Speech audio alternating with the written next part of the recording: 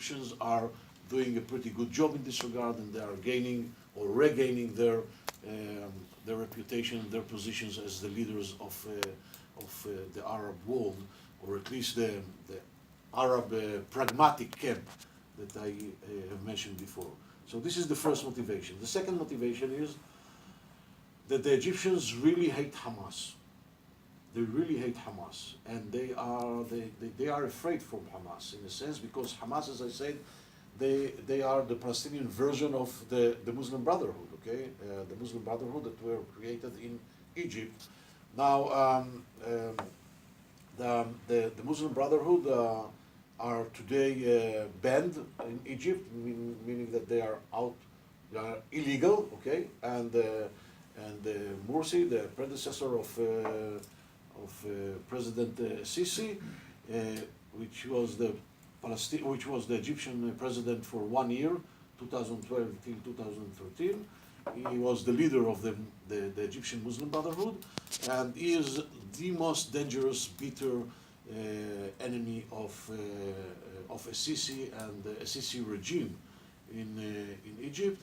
And the Egyptians remember pretty well what Hamas did during the years of 2011, 2012, how they actually helped the Muslim Brotherhood, the Egyptian Muslim Brotherhood. Actually, Hamas released Morsi from the prison in Egypt, because after the outbreak of the eruption of the riots in Egypt, the central regime lost control over the prisons, and Hamas used the opportunity, and they actually break to the prison, and they let out Morsi and some other leaders of the Muslim Brotherhood.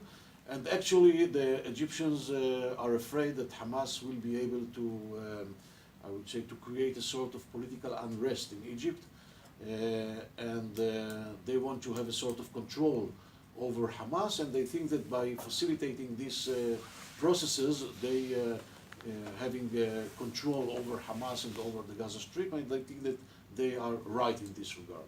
So this is the second reason, or the second motivation.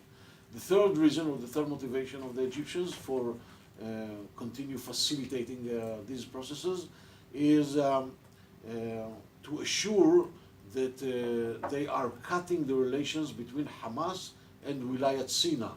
Wilayat Sina, which is an organization that is affiliated with the Islamic State in Sinai Peninsula, and Hamas used to cooperate with ISIS Sina.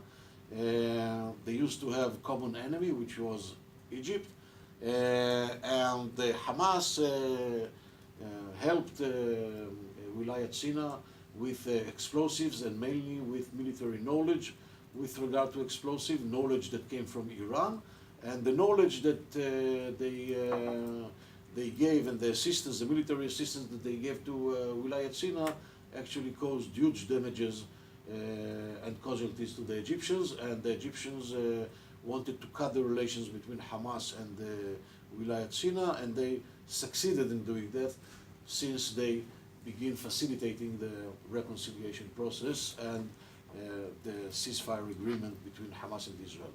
And the fourth reason is that the Egyptians, I think, understand pretty well that if the situation in the Gaza Strip will escalate or will deteriorate, then I would say the consequences, or the implications of the ramifications of the escalation and deterioration, will be not only towards Israel but towards Egypt as well. Okay? And by the way, just yesterday or the day before yesterday, Hamas leaders threatened Egypt directly that if the Egyptians will not do what they have to do, then they have to prepare themselves for demonstrations along the border between the Gaza Strip and Egypt. Okay, to this degree, Hamas has reached to. So Egypt has 4 good reasons to keep the process with the head above the water, as I said. But they are sober enough to understand that the reconciliation process is actually in a dead end. Because the preconditions which are made by Abu Mazen are not accepted by Hamas, and the preconditions which are made by Hamas are not accepted by Abu Mazen. The gaps are unbridgeable between both sides, and therefore we see that Abu Mazen has no hesitation, okay, with regard the means which are used in the political fight with Hamas, and he has no problems to cut all the aid, the financial aid to 2 million peoples, 2 million Palestinian people in the Gaza Strip, and actually he stopped paying for fuel, for energy, for medical care, and he stopped paying the pensions and the salaries of those who are related to the PA, or pensions of those who worked in the PA and in the security apparatuses and so on. And actually he stands aside and is looking for the next collision between Israel and Hamas, and he is really willing that such a collision will happen. And unfortunately, he became to be the barrier in front of the agreement between the ceasefire agreement between Israel and Hamas, facilitated by the Egyptians.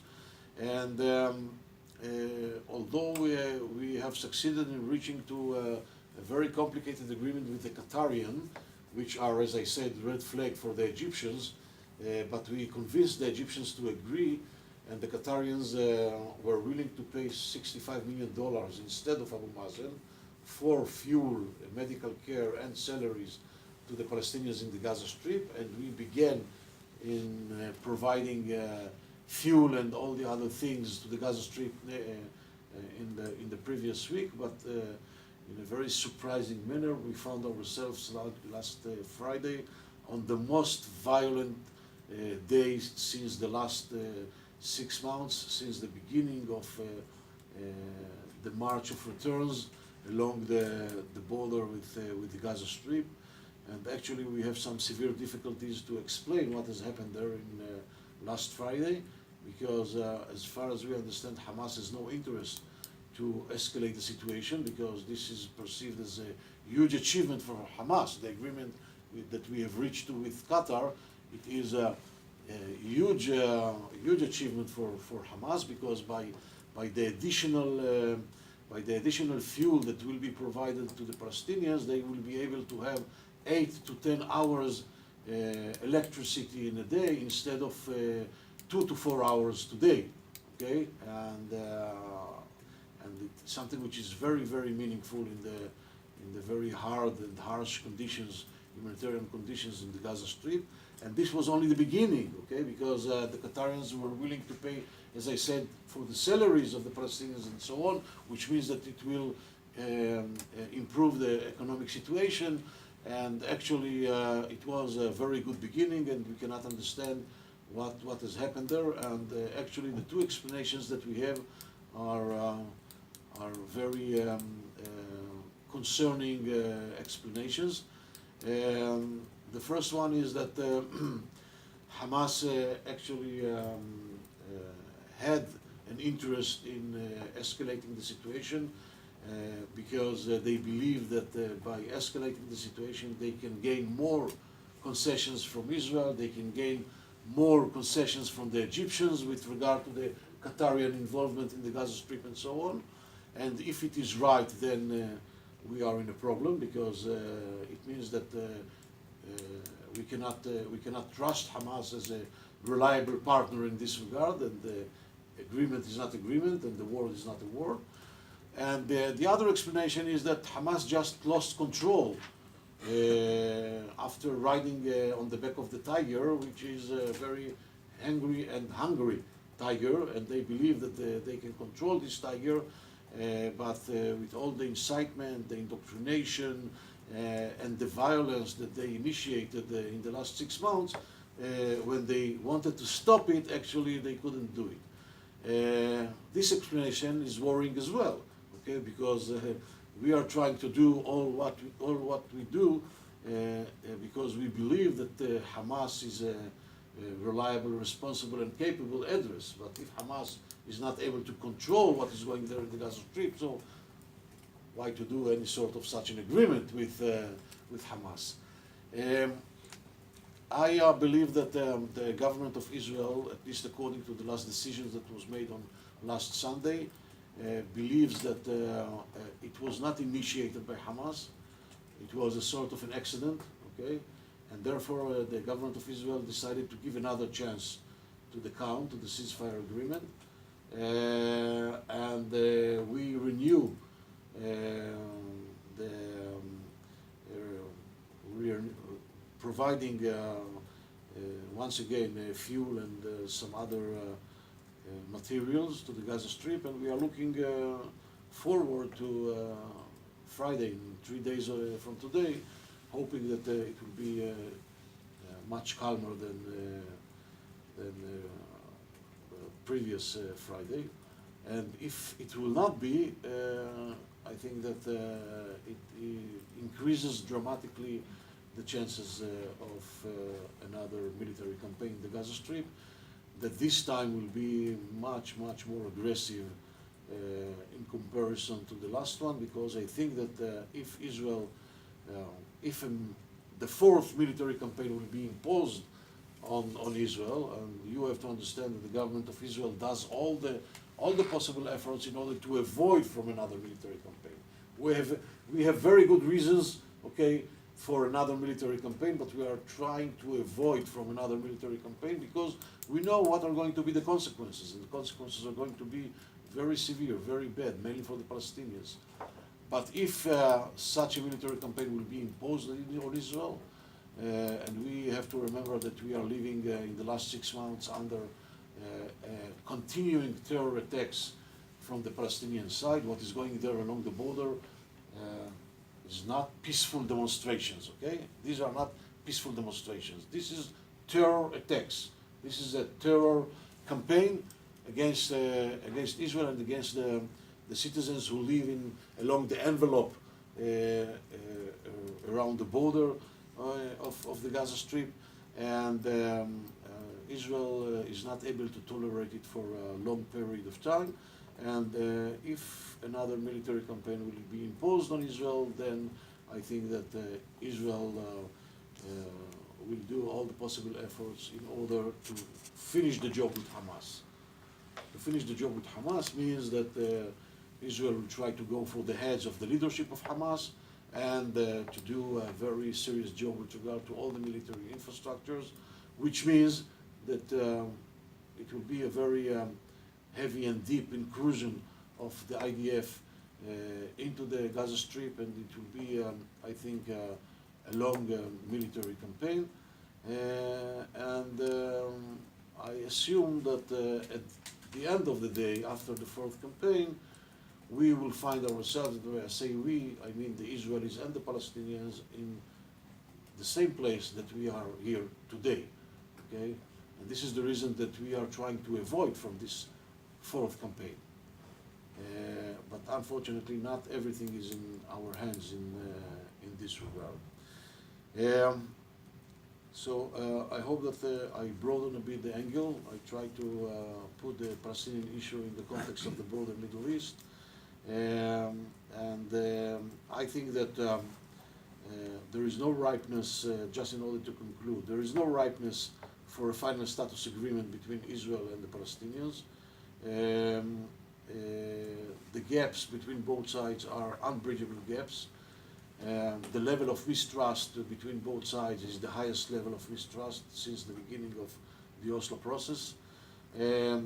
And although the majority of the Jewish constituency in Israel supports the idea of a two-state solution, the same majority does not believe that there is a reliable Palestinian partner for such a solution, and there is almost a similar mirror image in the Palestinian side, although the numbers are lower in the Palestinian side with regard to support in the two-state solution, but those who support two-state solution in the Palestinian side do not believe that there is an Israeli or a reliable Israeli partner to such a solution.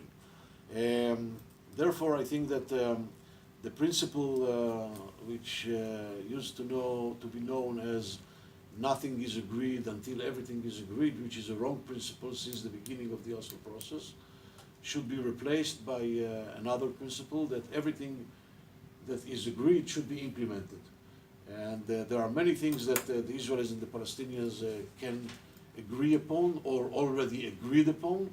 And I think that all the things that are agreed between both sides should be implemented, understanding that we need more time, and therefore we have to encourage a bottom-up process, a state-building process to build the Palestinian capacities in order to prepare the Palestinians to run a viable, functioning state, and to make a sort of gradual progress from an interim agreement to another interim agreement, keeping the horizon of the political horizon of two-state solution, understanding that we are not able, that we are not right to reach to this horizon these days, but by making a progress with some interim agreements, by being more modest with our expectations, we are able to facilitate the process, we are able to improve the conditions, to improve the standard of life, not only of the Palestinians, but of the entire region, and to leave the work for the final status agreement maybe for the next generation. So I hope that I gave you enough materials in order to Confusion bigger. rise up to an even higher level. But Yeah. You are not the only one who is confused. Believe me that there are many Israelis who are confused as well. yeah. Getting back to your thoughts on failed state in also on the West Bank, what do you think the contribution from Israeli side by building new illegal settlements, new roads that cut off here and there all their society, to what degree do you think that's helpful, or maybe the opposite?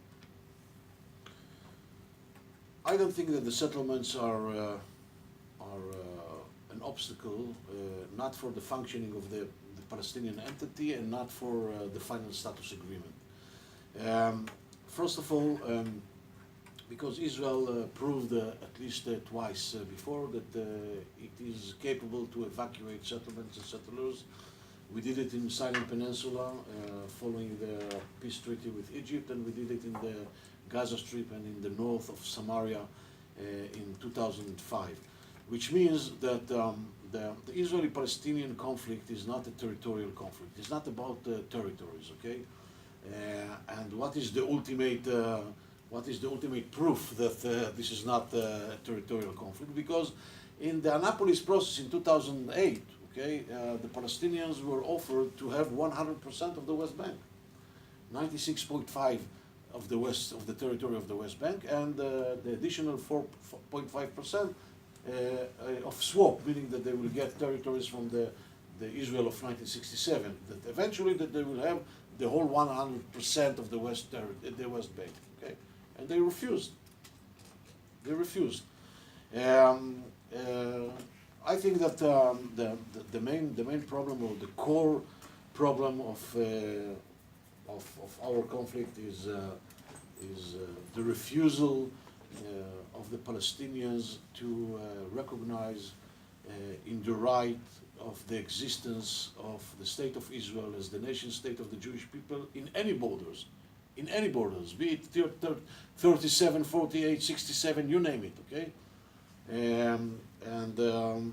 As long as the Palestinians will refuse to recognize in the right of the state of Israel to exist as the nation state of the Jewish people, I think that we will not be able to reach to the final status agreement. And this is the core problem. Now, we have to differentiate between two types of settlements, okay, with regard to your question. You have to remember, first of all, by the way, do you have an idea what is the percentage of the settlements from or with regard to the entire West Bank? The entire West Bank is something like 6,500 square kilometers. What is the percentage of the settlements, which is the issue, okay, for the Palestinians or for maybe some other people as well? So let me tell you, because I understand that you have no idea, okay, about the percentage, and you might be very surprised, okay? All the settlements in the West Bank, all the settlements in the West Bank are 2.9% of the territory. 2.9%. Now, if we include the Jewish neighborhood of East Jerusalem, we are reaching to 3.4% of the territory of the West Bank. This is the story of the settlements, okay? With the Jewish neighborhoods of Jerusalem. Now, we have to understand that the Israelis and the Palestinians have already reached to an agreement that the settlement blocks, okay, which actually more than 80% of the settlers live in these blocks, will be annexed to the state of Israel in the final status agreement, and the Palestinians will be compensated with the same percentage of territory from the territory of the state of Israel of the 67 borders, okay? They will be compensated in the ratio of 1:1, which means that if we annexed 10 square kilometers from the West Bank, they will get back 10 square kilometers from the territory of the state of Israel of the 67 borders, okay? That eventually they will have 100% of the territory of the West Bank. If the territory is 6,500 square kilometers, then they will have eventually, at the end of the day, the same 6,500 square kilometers. What about all the roads crisscrossing and? There is no problem with the roads. All the roads in the West Bank. By the way, today the number of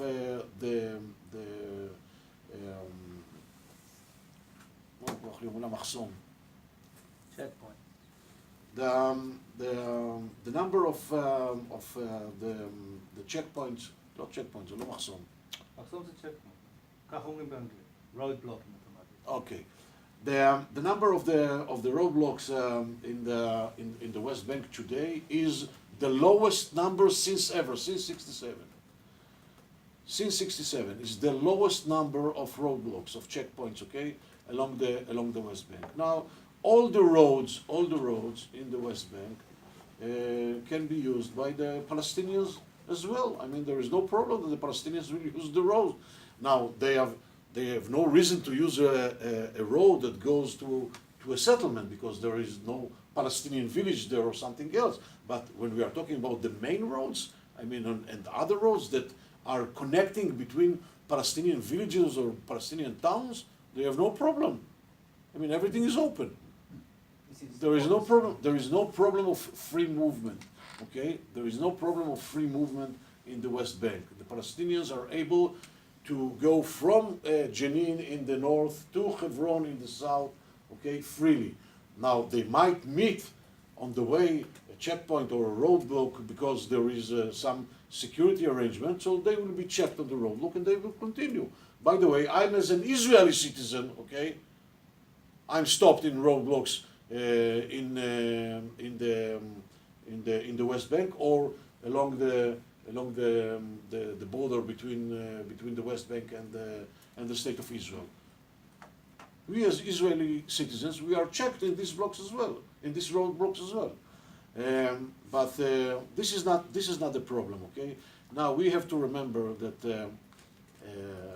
there are more than 30,000 Palestinians who work in the Israeli settlements and in the Israeli industrial zones in the settlements. And there are more than 100,000 Palestinian workers who work in Israel. Okay, generally speaking, there are something like 150,000 Palestinians who live from the Israeli economy. 150,000 Palestinians, by the way, they earn 3 and 4 times more than the average salary of inside the Palestinian territories in the West Bank. Now, those 150,000 Palestinian workers, okay, they actually they feed almost 1 million people, okay, in the West Bank. Now, all the Palestinian economy is fully dependent on the Israeli economy. I mean, there is no Palestinian economy. Actually, everything is dependent on the Israeli economy. More than 95% of the Palestinian export, which is very limited, okay, is to Israel. All the import is from Israel. These are very deeply connected economies, and the Palestinian economy is fully dependent on the Israeli economy, and therefore there is mutual interest of the Israelis and the Palestinians, at least on the practical level, to develop and to preserve this economic cooperation, because without such cooperation there is no economy in the Palestinian territories. We have to understand it. Now, the idea of the functionality, the level of functionality of the Palestinian Authority has very little with Israel. I mean, there is an Israeli influence in this regard, and I think that Israel, at least in the forming years of the Oslo process, let's say in the first 5-6 years, Israel contributed in a way to the Palestinian corruption. Israel did it, unfortunately. Why? Because the Oslo Agreement, actually, which was an outcome of the first Intifada, okay, and the first Intifada was run by the local Palestinians in the Gaza Strip and the West Bank. They sacrificed and they did the job, okay, and the outcome of this Intifada was the Oslo process, but the Oslo process, or the Oslo Agreement, brought whom? Brought the leadership from the exile, from the Palestinian diaspora. Those leaders who were disconnected from the territories here, and they brought with them all the tradition of nepotism and corruption, and they actually built the Palestinian Authority around themselves and their relatives, okay? And they excluded all the locals from the cycles of influence and the cycles of goods. And this is the reason that the Palestinian constituency hates so much the Palestinian Authority, okay? And actually the Palestinian leadership that came from the diaspora, from the exile, was imposed on the local population. They feel alienated, okay, from this political leadership. Now, the Israeli interest at the beginning, in the first years of the Oslo process, was to enable the Palestinian Authority to function, to assist the Palestinian Authority to function. And therefore, where the Palestinian Authority, which was an outcome of the Oslo process, and it was built by those who came from the exile, okay, they were the only address for Israel to work with. And actually Israel, not intentionally, but Israel actually nurtured, together with these corrupted leaders, nurtured the corruption. And actually it was institutionalized in the DNA of the Palestinian Authority, okay? And only after 5 or 6 years, Israel understood what is going there, but it was too late.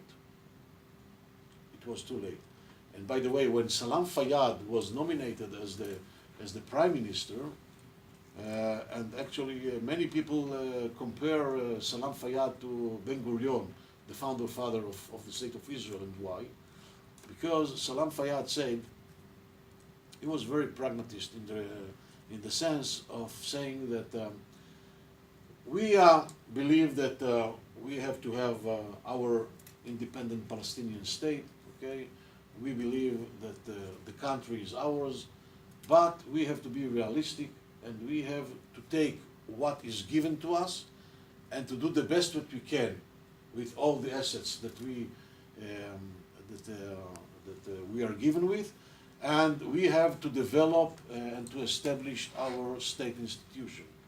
And he actually fought against corruption and against nepotism, and he really did an effort to build the Palestinian institutions, and he was very respected by Israel and by the entire international community. He's not a typical Palestinian because he was born here in the West Bank, but he was grown in the United States, okay, and he worked in the World Bank and so on. He did his PhD studies in Texas University. He lived for decades in the United States, and he came with a different mentality to here, and he was a great builder of the Palestinian institutions. But when the Fatah leader and the PA leaders understood that by building the state institution and by fighting the corruption, actually Fayyad is disconnecting them from all the wealth of the PA,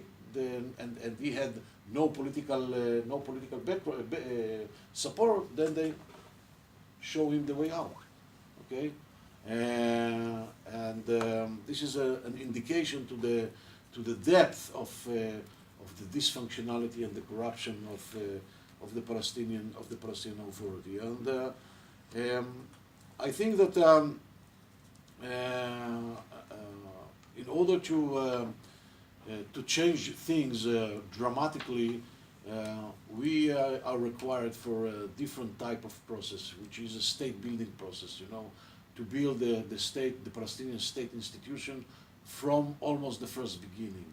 By the way, the international community, including Norway, contributed a lot to the DNA of the Palestinian Authority, because the Palestinians are used to be very spoiled by the international community.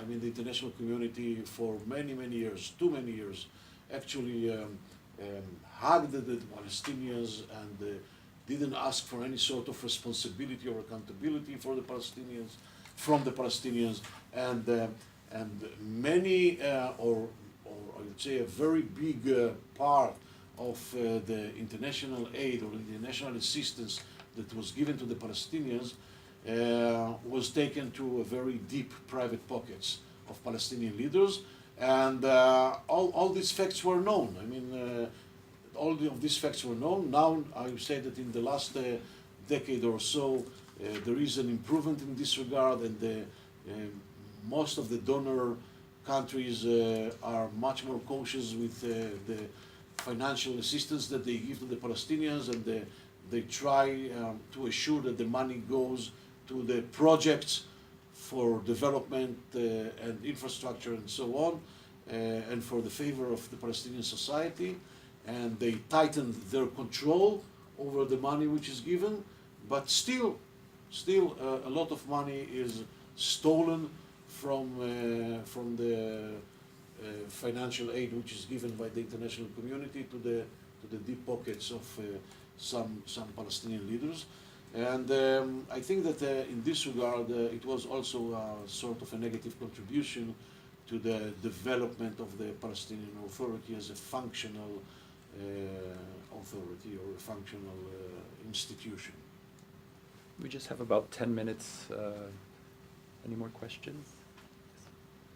You seem to be quite pessimistic or maybe realistic about the final status question. You said that maybe for the next generation we have to do interim agreements. So what do you expect then from USA, the biggest sponsor of Israel, and Trump, who says he has a big plan in his pocket to build out? What do you expect there? I think that Trump administration and the idea of the ultimate deal, although I'm not in the details of the ultimate deal, but I can tell you that we had some very close and deep conversations with the group, okay, the 3rd-of-3 that leads the plan. And I assume that some ideas that were developed in our institute will be adopted by them. But the idea of the ultimate deal is the idea of improving the current situation and actually establishing or opening the path for a better future. It's not a, you know, a deal which is final, which means that it has very cut and clear end results. It is a sort of a framework. Now, I think that the ultimate deal will suggest to the Palestinians much less that was suggested to them or proposed to them in the Annapolis process in 2008. But I think that it will be backed and supported by the Arab pragmatic camp, by mainly Egypt and Saudi Arabia, because they understand that the Palestinian issue became to be a burden. It is not anymore a strategic asset for them, because they understand that they are facing three existential threats, which are Iran, the Jihadiyya Salafiyya, and the political Islam, and the only reliable ally that they have here in the region is Israel, and they have common strategic interests with Israel, and they cooperate with Israel, and they want to enlarge and to develop the strategic cooperation with Israel, and the Palestinian issue became to be a barrier. Okay, now they understand that the American administration or the U.S. is the pivot of this alliance with Israel, and actually they really appreciate the turn that this American administration did in comparison to the very problematic policy of Obama administration in the Middle East, which was perceived as a betrayal, at least for Saudi Arabia and Egypt, when the previous American administration saw Iran and the political Islam as part of the solution to the region instead of part of the problem of the region. Now the Trump administration and President Trump changed the rules of the game, and he actually supporting Saudi Arabia, Egypt, and this camp, and they really appreciate this support, and therefore they know that they should support the ultimate deal of Trump, and they will do their efforts in order to convince the Palestinians to accept it. Israel has no other choice but to accept it, because there are no free meals. This is, I would say, the most pro-Israeli administration, American administration, since ever. And this administration did a lot for Israel, not only with regard to the Palestinians, but mainly with regard to the Iranians, okay, which is the main concern of Israel. And therefore, Israel cannot say no to any deal that will be proposed by Trump. And we remain with the Palestinians. I assume that the Palestinians will refuse.